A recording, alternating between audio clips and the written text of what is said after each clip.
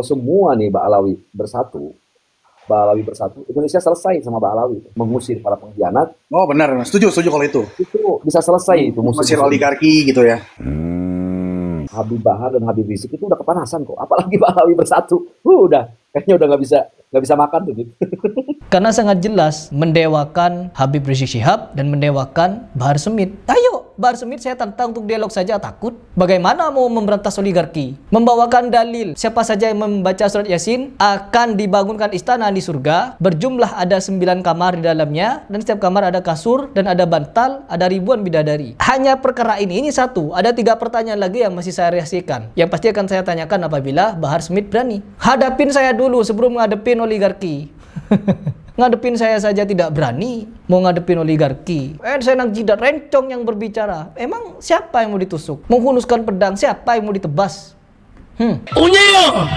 Kemarin saya membahas salah satu video yang viral di media sosial TikTok, Instagram, dan terkhusus juga di YouTube. Ada beberapa orang yang mengupload video ini dengan versi potongan, teman-teman. Dan di situ saya mempertanyakan tujuan video ini apa? Karena saya tidak menjumpai video fullnya. Perhatikan sekali lagi, saya tidak menjumpai video fullnya. Tetapi ternyata apa? Setelah video ini banyak yang menanggapi, banyak orang merespon juga. Saya bukan orang pertama. Ketika kita menanggapi video ini, lalu mempertanyakan apa tujuan video ini. Karena di video itu saya memberikan pertanyaan, bukan tuduhan. Perhatikan, di video yang ini saya memberikan pertanyaan. Maksudnya Indonesia ini selesai kenapa? Selesai mau ditumpas, mau di sweeping, atau mau diapain Indonesia? Kita tidak menemukan jawaban. Akhirnya apa? Orang yang ada di video itu, salah satu ustadz katanya ya, dan menghubungi saya, teman-teman. Meminta saya untuk membahas video fullnya agar berimbang, katanya. Itu video panjangnya, silahkan, terserah kamu, Prasi. Kalau kamu ada niatan baik, buat konten yang baik, silahkan disebarkan lagi yang panjangnya biar masyarakat paham. Jadi pertanyaan kamu sudah kejawab.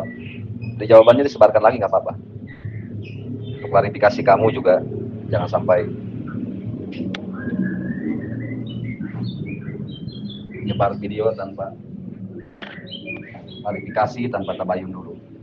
Nggak apa-apa, itu aja, itu yang panjangnya itu. Lalu yang share kepada saya video fullnya. Oke, setelah saya nonton ternyata ya videonya ya halu juga, teman-teman. Yang dimana isi videonya selain awalnya memang bernarasi 4 juta habaib Indonesia ini selesai. Terus kita mempertanyakan selesai apanya? Dimaksud selesai itu selesai bagaimana? Ternyata selesai dari ketidakadilan, selesai dari penjajahan, selesai dari koruptor, selesai dari berbagai macam kemungkaran lah. Intinya para habib ini pembersih kemungkaran, teman-teman. Narasinya begitu. Ya iya, semua orang ingin bernarasi kebenaran, kebaikan, perjuangan, dan lain sebagainya. Dan parahnya, teman-teman, diangkat sama Babe Aldo. Beliau ini kawan saya dulu, teman-teman. Ketika saya masih muhibbin, perhatikan baik-baik. Jadi diusunglah narasi fitnah sampai dibuat judul seperti ini sama Babe Aldo. Tolol, sampai ditolol-tololkan, teman-teman. Babe Aldo ini ya seperti itulah, karena memang diajarkan seperti itu.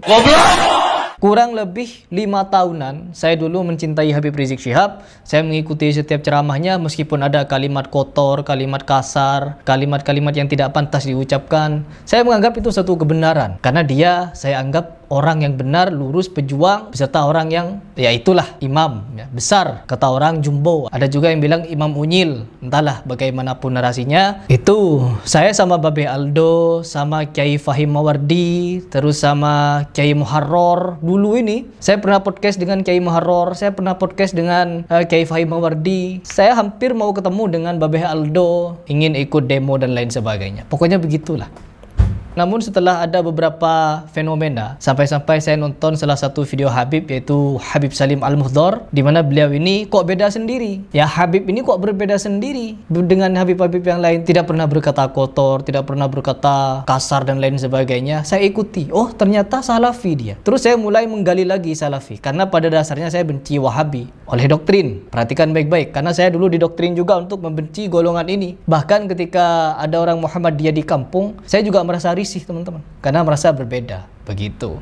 Akhirnya apa? Saya mengkaji dan menemukan kebenaran. Ya, kebenaran demi kebenaran saya temukan oleh apa? Oleh fitnah yang bertebaran. Perhatikan baik-baik. Saya juga muhibbin Habib dulu, tapi sekarang sudah tidak. Itu yang pertama. Terus yang kedua, sahabatnya. Ya, Bahar Smith itu sahabatnya Babe Aldo katanya. Babe Aldo, ini saya ngomong kepada Anda, tolong tanggapi video ini sebagai sahabat Bahar Smith katanya. Anda itu langsung speak up ketika melihat, oh ini ketemu nih poin Harry Plus nih. Oh ini Harry Plus nih bisa diserang nih. Kenapa? Bernarasi fitnah. Sekarang saya coba meminta bantuan Anda. Kita akan adakan dialog ilmiah dengan Bahar Smith yang dimana saya punya 4 poin. Tapi saya buka 1 poin ketika Anda, Babe Aldo, mau mediasi saya dengan Bahar Smith untuk ketemu di fakultas, ya, untuk membedah apa yang dia sampaikan, yaitu tentang siapapun yang membaca surah Yasin pada malam tertentu berjumlah tertentu istiqomah ketika dia meninggal, kelak di akhirat Allah akan sediakan istana, ada 9 pintu, dan di setiap pintu itu ada kasur, ada bantal, dan di setiap bantal itu ada ribuan bidadari. Bayangkan teman-teman, saya mempertanyakan dalil ini datangnya dari mana, dari hadis riwayatnya siapa, dari kitab apa, lalu bagaimana takhrij hadisnya. Saya mempertanyakan ini karena Bahar Smith menyatakan ini, menyampaikan ini di depan jemaah publik, di video pula sampai beredar di media sosial. Saya memberikan tantangan, sudah lebih 1 tahun dan videonya ditonton jutaan orang. Video saya yang baru 100.000 saja bisa sampai ke Babe Aldo, bagaimana dengan 1 juta?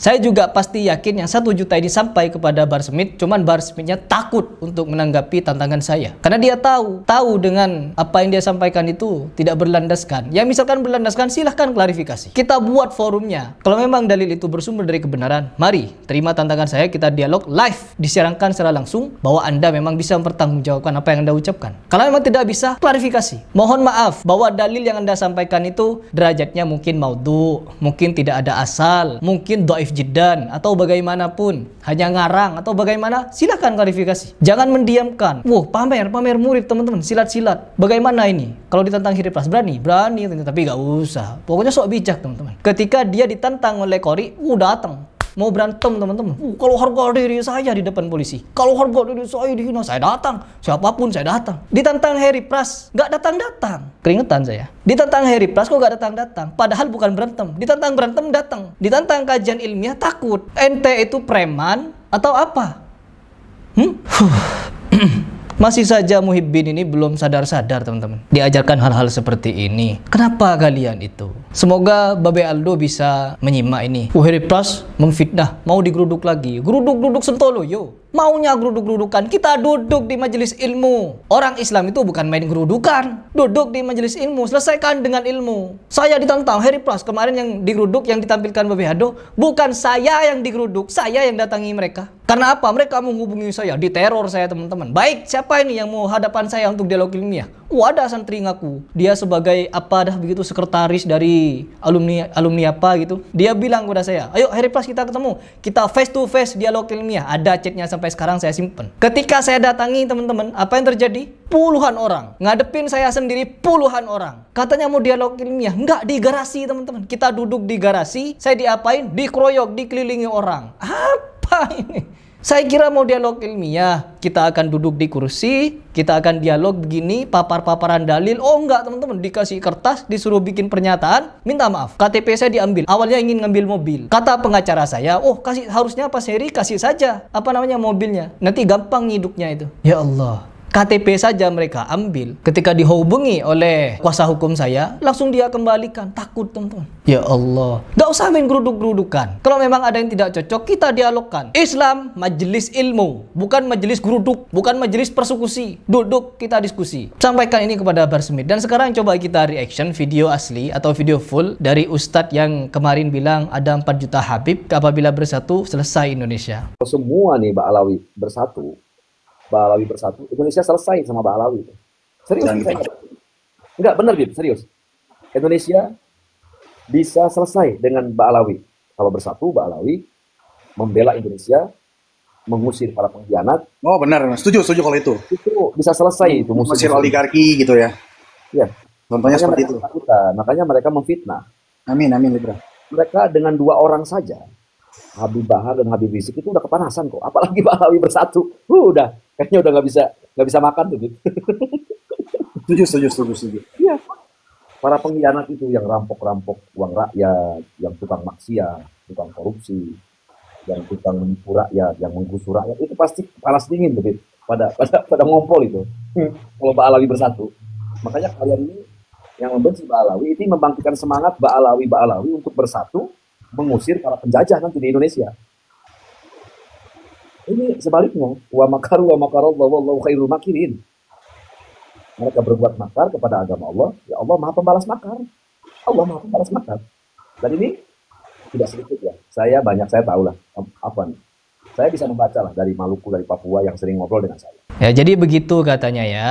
Jadi beliau itu memang sengaja buat video di awal. Tidak salah ada 4 juta habaib di Indonesia, di seluruh Indonesia, Maluku, Papua atau apa begitu ya. Apabila bersatu, maka selesai Indonesia. Memang pada awalnya kalau ini didengarkan teman-teman, ya akan memberikan esensi yang berbeda daripada video fullnya. Namun ketika kita dengar sampai selesai, memang itu narasi pancingan. Kita dengar baik-baik. Cuman oleh oknum-oknum ya gak tahu siapa yang mengupload, dipotong-potong dulu. Akhirnya ketika kita tahu video fullnya, lebih halu lagi teman-teman. Ingin memberantas apa namanya tuh? Korupsi, ingin memberantas oligarki dan lain sebagainya. Kenapa gak sekalian Indonesia ini dibumi hanguskan dari berbagai macam kemungkaran? Berbagai kemungkaran hapuskan. Hebat teman-teman. Kalau bisa menghapus kemungkaran luar biasa teman-teman. Jangankan di Indonesia, di Jazirah Arab saja, yang dimana di situ kenal Al-Quran dengan bahasanya sehari-hari, masih ada saja kemaksiatan. Karena ibarat siang dan malam. Ketika ada orang yang arif, ketika ada orang yang baik, ketika ada orang yang amanah, ketika ada orang yang jujur, takwa dan lain sebagainya, pasti di sisi sebelahnya ada yang kebalikannya. Ada yang bobrok, ada yang mungkar, ada yang maksiat, ada yang ini. Pokoknya semuanya ada. Ini sudah menjadi sunatullah. Ketika ada yang hak, pasti ada yang batil teman-teman. Begitu. Bukan berarti saya membela oligarki. Kalau memang para habaib ini mampu membubarkan oligarki, ya silahkan. Bersatu 4 juta ini mau ngapain? 4 juta umat mau ngapain? 4 juta umat habaib ini mau ngapain kira-kira untuk mengusir oligarki? Bukankah kita tahu sendiri bahwa kemarin ketika saya bertemu dengan Profesor Madakhem Ali, beliau membukakan fakta bahwa apapun yang terjadi di Indonesia ini yang katanya atas peran habaib itu sejatinya tidak teman-teman. Kalau kalian ingin nonton video fullnya, ini podcast saya dengan Profesor Madakhem Ali. Beliau membuka fakta tentang habaib, berbagai macam fakta seperti bendera merah putih atau Garuda Pancasila ya. Katanya lambang-lambang negara itu campur tangan habaib. No teman-teman,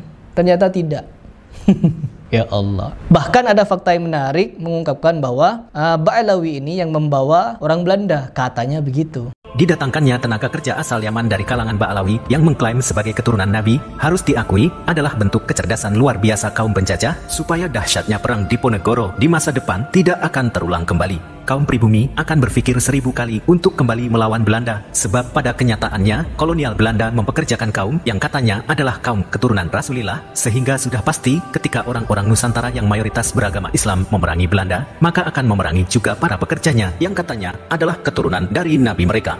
Hal tersebut terbukti setelah 63 tahun terjadinya perang Diponegoro, terjadi lagi perang di Cilegon. Namun Belanda begitu mudah meredamnya karena keturunan imigran Yaman Habib Usman bin Yahya mengeluarkan fatwa bahwa haram hukumnya memberontak kepada pemerintah Hindia Belanda.